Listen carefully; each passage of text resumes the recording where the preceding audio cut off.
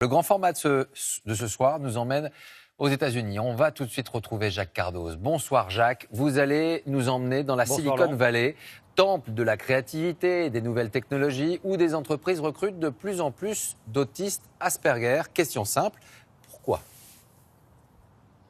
Eh bien tout simplement Laurent, parce que les autistes Asperger sont plus efficaces au travail dans certains domaines, notamment l'informatique ou encore la création artistique. Et puis parce qu'il faut bien le dire, c'est aussi un vrai problème de santé publique. Il y a urgence, on estime que cette population va représenter 2% de la population totale dans quelques années contre 1,7% aujourd'hui, enfin cette année. Cela représente donc des centaines de milliers de personnes, voire des millions de gens qui potentiellement voudraient trouver un emploi. Et vous allez voir qu'en Californie, on ne fait pas dans la charité, on ne fait pas dans l'humanitaire.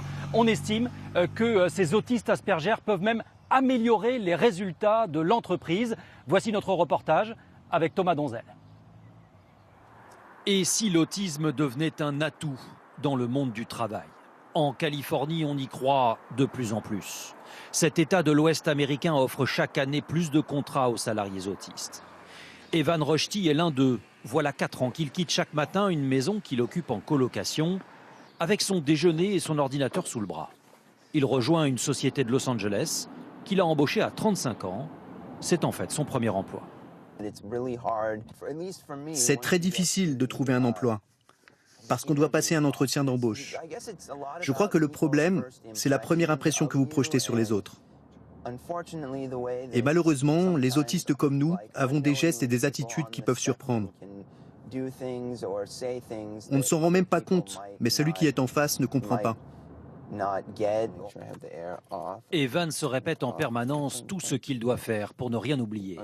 Là, je vais couper ce truc, comme ça je peux sortir. Mes clés sont là. Un peu comme s'il avait un pense-bête en permanence dans la tête. Là, j'ouvre la porte. Je ferme la voiture. Dans la vie de tous les jours, il est parfaitement autonome. Je marche pour aller au boulot. Là, je peux traverser la rue.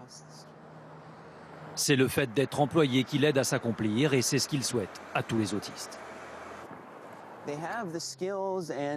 On a les qualités et le talent pour travailler. Mais c'est juste qu'il faut trouver l'entreprise qui, comme la mienne, accepte de les embaucher et de leur permettre de réussir. Ce qui est vraiment chouette. Si Mindspark emploie majoritairement des autistes, c'est parce qu'Evan et ses collègues sont dotés d'une intelligence particulière. Grâce à eux, le patron fête un nouveau contrat. Quand on a des besoins de personnel qualifié, pourquoi ne pas taper à la porte de cette population ? Actuellement, il y a environ 1000 autistes qui travaillent en Californie dans 40 entreprises.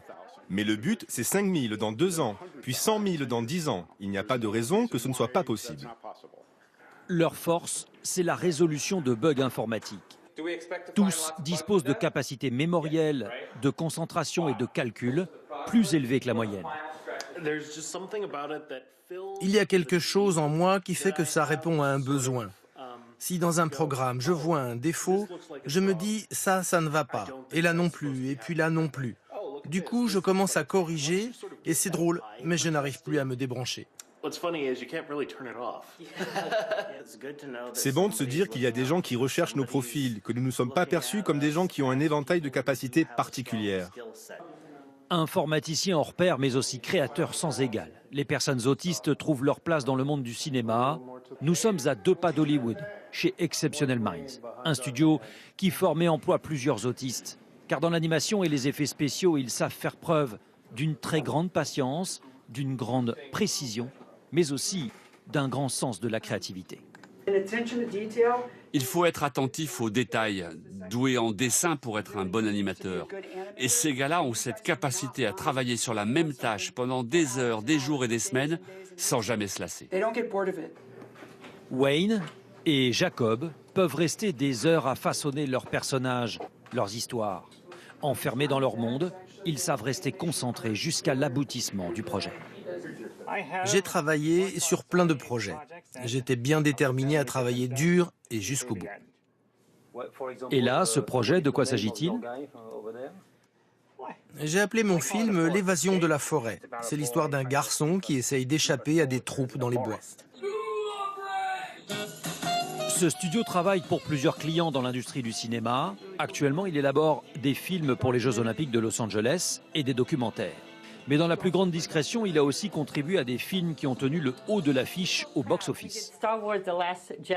Star Wars, Game of Thrones, Ant-Man ou encore Thor pour les studios Marvel.